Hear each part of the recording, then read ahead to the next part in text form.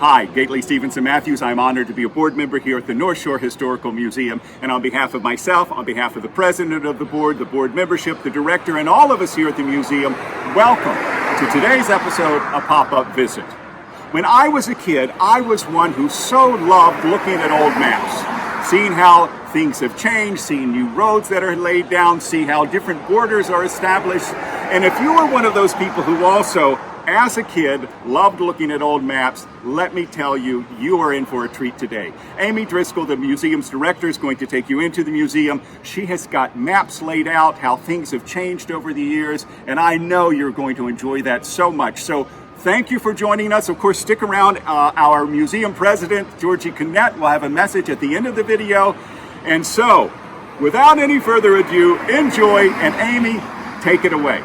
Thanks, Gately. We're back up here on the second floor, and today I've laid out 4 maps from our collection. I love maps. I think they're a lot of fun, but I also think they're a great learning tool. You know, there's a lot of talk in the news today about monuments, but I think maps are an incredibly important research tool. You can tell so much about a community from the place names, the location names, what they included. So what we're going to do is we take a look at these 4 maps. They span the course of about 60 to 70 years, and we're going to look at where the North Shore Historical Museum was on every map. We're located at 140 Glen Street, but as you're going to see, what was around there and what's there now has changed dramatically. So the first map we're going to have a look at, and again, I needed a magnifying glass, so Gately, I'm just going to ask you to zoom in to help everyone here, is from the late 19th century, and as you can see in the upper left-hand corner, it says Glen Cove, Town of Oyster Bay, Queens County. So that tells us right off the bat that this map is pre-1898. Just for anyone who's doing some research, if you're looking for property records or family records for Nassau County prior to 1898, you have to go to Queens County because then where we are now is part of Queens County. And in fact, Nassau Country Club, the local country club, was formed in 1896, and that was called the Queens Country Golf Club. Now, right here, you can see with the pointer where I'm pointing is where the North Shore Historical Museum, where this building would be today. Of course, we are not there. This building wasn't built until 1907.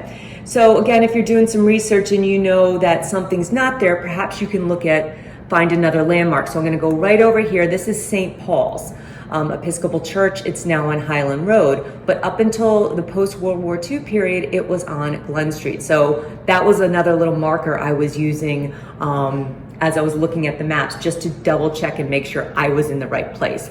2 other things I want to point out at this location. So 140 Glen Street, you know, we're right down the street from the senior center, just to give everyone a little bit of an orientation on the same side. But what's not there now are these 2 lakes, Lower Glen Lake and Upper Glen Lake. They're literally behind the senior center and behind the museum, and they're not there today.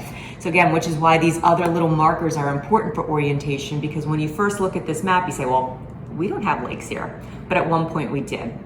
And I mentioned fun place names, just one little good one right here, Cream Pot Hill. I'm not sure what that means, but I kind of like it and wanted to point that out to you. So now we're gonna jump ahead about 20 years to 1906.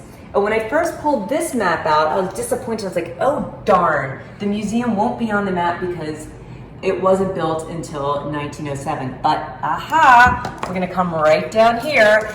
We actually are on the map. If you wanna just pull in right there, you can see that it does say courthouse building.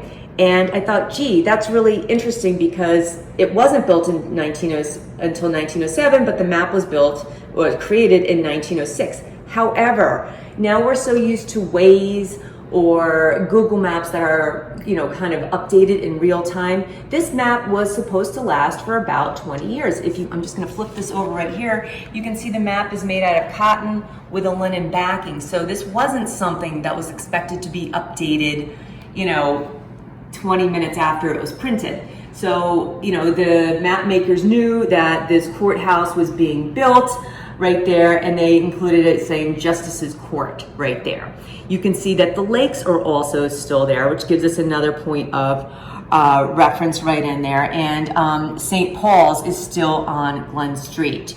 Over to the far left, past the lakes, we have Ladue Leather Works and the old starch factory. The starch factory didn't make it much into the 20th century there. So coming along here, we jump to 1938. Much more congestion in there. Right here, where we are, it's not listed as Justice's building, but it's listed as the police station because, of course, we did house the police station. So again, when I say maps are kind of an interesting way to look at a community, this was identified by the map maker as the police station and not a courthouse, even though it was both. I'm not sure what this means other than this is what the map maker thought, and this map was produced by a local real estate company right up there. One final thing to point out again, we're using our landmarks. St. Paul's Episcopal Church is still on Glen Street, right next to the Glen Theater. But just kind of zooming around Gately, you can see that this area is really starting to get congested. This Upper DeSource Park, even though it's still owned primarily by the Pratt family, we're starting to see a lot more building in this North Country colony right there on the water. Finally, our last map is from 1955. And it's a big difference. It includes Glen Cove, Seacliff, Glen Head, and Glenwood Landing. So of course it looks a lot more congested.